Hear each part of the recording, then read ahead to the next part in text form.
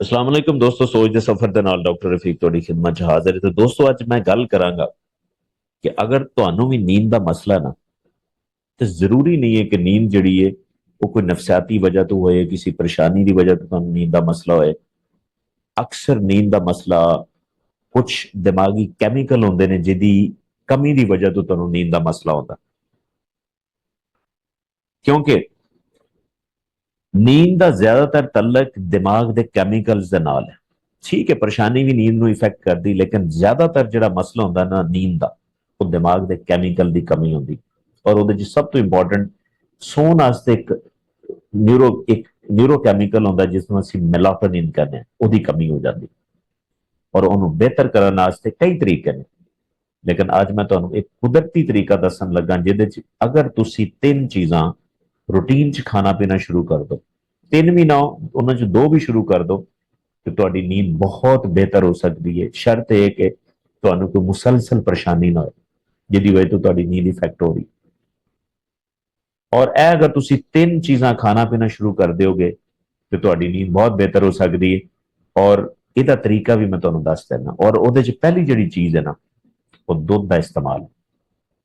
अगर ਤੁਸੀਂ ਦੁੱਧ ਦਾ ਇਸਤੇਮਾਲ ਸੌਣ ਤੋਂ ਘੰਟਾ ਪਹਿਲੇ, ਅੱਧਾ ਘੰਟਾ ਪਹਿਲੇ ਕਰਦੇ ਜੇ, ਔਰ ਕੋਸ਼ਿਸ਼ ਕਰੋ ਕਿ ਗਰਮ ਦੁੱਧ ਦਾ ਇਸਤੇਮਾਲ ਕਰੋ। ਉਹਦੀ ਇੱਕ ਵਜ੍ਹਾ ਮੈਂ ਦੱਸ ਦੇਣਾ ਕਿ ਜਦੋਂ ਵੀ ਤੁਸੀਂ ਗਰਮ ਦੁੱਧ ਪੀਂਦੇ ਜੇ ਨਾ ਸੌਣ ਤੋਂ ਪਹਿਲੇ, ਉਹ ਤੁਹਾਡਾ ਟੈਂਪਰੇਚਰ ਰੇਜ਼ ਕਰਦਾ ਹੈ। ਇੱਕ ਵਾਰੀ ਟੈਂਪਰੇਚਰ ਥੋੜਾ ਜਿਹਾ ਵਧੇਗਾ, ਤੁਸੀਂ ਗਰਮ ਚੀਜ਼ ਖਾਧੀ, ਉਹ ਆਰਜ਼ੀ ਟੈਂਪਰੇਚਰ ਹੁੰਦਾ, ਔਰ ਨਾਲ ਹੀ ਉਹਨੇ ਥੱਲੇ ਡਾਊਨ ਹੋ ਜਾਣਾ। ਔਰ ਜਦੋਂ ਡਾਊਨ ਹੋਏਗਾ ਤੁਹਾਡੇ ਮਸਲ ਰਿਲੈਕਸ ਹੋਣਗੇ, ਤੁਸੀਂ ਰਿਲੈਕਸ ਫੀਲ ਕਰੋਗੇ, ਰਿਲੈਕਸੇਸ਼ਨ ਦੀ ਵਜ੍ਹਾ ਤੁਹਾਨੂੰ ਨੀਂਦ ਆਏਗੀ। ਔਰ ਦੂਸਰੀ ਵਜ੍ਹਾ ਇਹ ਵੀ ਹੁੰਦੀ ਹੈ ਕਿ ਦੁੱਧ ਦੇ ਵਿੱਚ ਇੱਕ ਖਾਸ ਕਿਸਮ ਦਾ ਅਮਾਈਨੋ ਐਸਿਡ ਹੁੰਦਾ ਜਿਸ ਨੂੰ ਅਸੀਂ ਟ੍ਰਿਪਟੋਫੈਨ ਕਹਿੰਦੇ ਹਾਂ। ਔਰ ਟ੍ਰਿਪਟੋਫੈਨ ਦੀ ਵਜ੍ਹਾ ਤੋਂ ਪਤਾ ਕੀ ਹੁੰਦਾ, ਤੁਹਾਡਾ ਇੱਕ ਹੈਪੀਨੈਸ ਕੈਮੀਕਲ ਬਣਦਾ ਜਿਹਨੂੰ ਅਸੀਂ ਸੈਰੋਟੋਨਿਨ ਕਹਿੰਦੇ ਹਾਂ। ਔਰ ਸੈਰੋਟੋਨਿਨ ਦੀ ਮੌਜੂਦਗੀ ਚ ਤੁਹਾਡਾ ਸੌਣ ਵਾਲਾ ਨਿਊਰੋਟ੍ਰਾਂਸਮੀਟਰ ਹੈ, ਨਿਊਰੋਕੈਮੀਕਲ ਹੈ, ਉਹ ਵੀ ਸਿੰਥੇਸਾਈਜ਼ ਹੁੰਦਾ, ਉਹ ਵੀ ਬਣਦਾ। ਲਿਹਾਜ਼ਾ ਦੁੱਧ ਦਾ ਇਸਤੇਮਾਲ ਨੈਚੁਰਲ, ਕੋਈ ਸਾਈਡ ਇਫੈਕਟ ਨਹੀਂ, ਅਨਲੈਸ ਕਿ ਤੁਹਾਨੂੰ ਕੋਈ ਐਲਰਜੀ ਨਹੀਂ, ਡਾਕਟਰ ਨੇ ਮਨਾ ਨਹੀਂ ਕੀਤਾ, ਤੁਸੀਂ ਇਹਦਾ ਇਸਤੇਮਾਲ ਕਰ ਸਕਦੇ। दूसरी बेहतरीन चीज, केले का इस्तेमाल शाम के टाइम।